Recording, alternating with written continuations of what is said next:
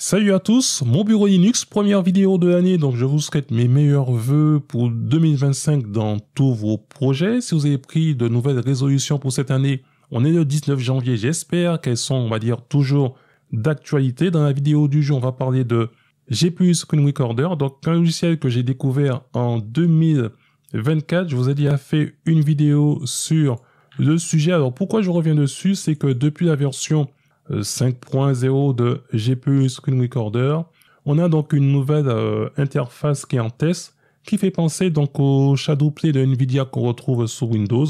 Donc on va tester cette nouvelle interface.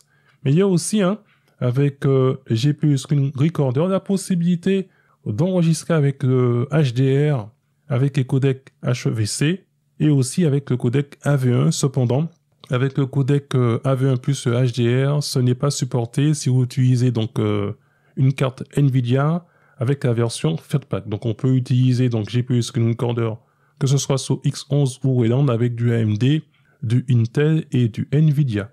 Donc la dernière version, c'est la version 5.0.10, qui est un contournement puisqu'il y a un souci de performance en enregistrement avec AMD et Wayland sous un moniteur, on va dire en 10 bits, donc avec du HDR.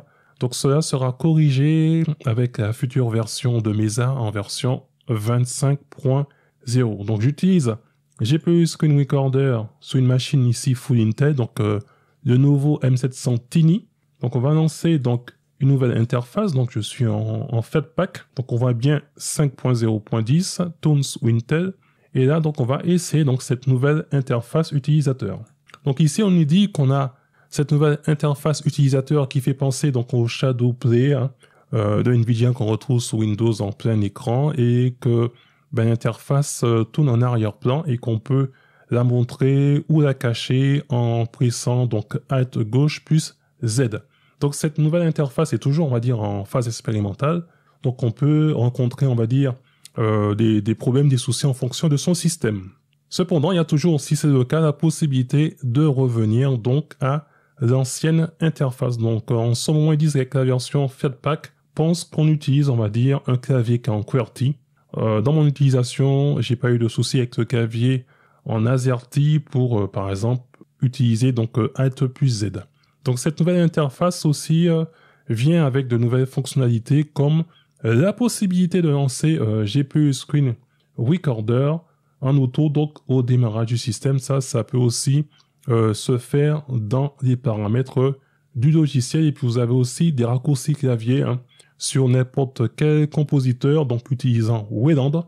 Maintenant, si vous utilisez donc une carte graphique Nvidia, donc il peut y avoir des problèmes sur l'enregistrement et la rediffusion suite à une mise en veille qui survient. Donc à ce moment, il y a un workaround et il faudra donc regarder donc le wiki d'Arch Linux. Donc est-ce que je veux utiliser donc la nouvelle interface? Oui. Donc là, ils nous disent que on a besoin d'avoir les privilèges pour utiliser donc cette nouvelle interface. Donc je mets mon mot de passe. Donc là, il me dit qu'il n'a pas pu donc ajouter donc cette nouvelle interface au démarrage du système, et j'ai une commande à mettre puisque j'utilise donc une version, on va dire, Flatpak. Donc je valide et je bascule directement donc sur la nouvelle interface GPU Screen Recorder, donc en mode Shadowplay. Donc on va retrouver un instant replay, un record et un live stream. Avec l'engrenage, on va aller dans les différents paramètres. Concernant l'apparence, on a des teintes de couleurs rouge, vert et bleu.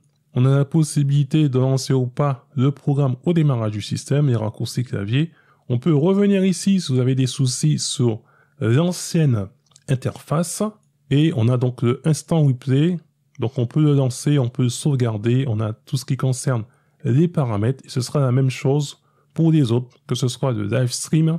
Vous avez donc des paramètres à mettre. Et on va tester dans mon cas donc la partie donc enregistrement. On va dans Settings. Vous mettez le conteneur qui vous plaît et on va donc lancer.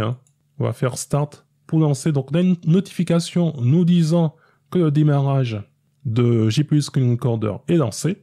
Et en faisant donc un Alt plus Z, donc je vais cacher cette interface. Et là, au tableau de bord, normalement je devrais avoir deux icônes de GPU Screen Recorder, mais pour le moment, j'en ai qu'une. Donc je refais donc Alt plus Z. Et on a aussi donc des raccourcis clavier, donc Alt plus F9 pour arrêter, on va dire, l'enregistrement de GPU Screen Recorder. Donc là, on a la notification disant que ça a été sauvegardé. Donc voilà, on a maintenant cette nouvelle interface utilisateur.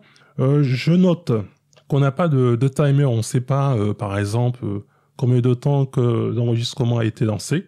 Donc voilà, c'est ce que je note. Il n'y a pas encore de vue-mètre sur ce logiciel. Mais je suis toujours donc l'actualité de GPU Screen Recorder. Maintenant, si vous avez des soucis sur ce logiciel, on va revenir à l'ancienne interface en allant dans les applications, les options de l'application Go back to the old UI. Et là maintenant, je suis revenu donc à l'ancienne interface et on voit bien que dans mon tableau de bord, ici, je retrouvais donc les deux icônes de GPU Screen Recorder. Donc voilà, je ne serai pas plus long, c'est simplement pour vous montrer cette nouvelle interface de GPU Screen Recorder faisant penser donc au Shadowplay de Nvidia qu'on retrouve sous Windows, qui est maintenant en phase expérimentale sur GPU Screen Recorder. Et bien sur ce, je ne serai pas plus long, je vous dis à très bientôt pour une prochaine vidéo, et en attendant, gardez la forme et la santé. Bye bye.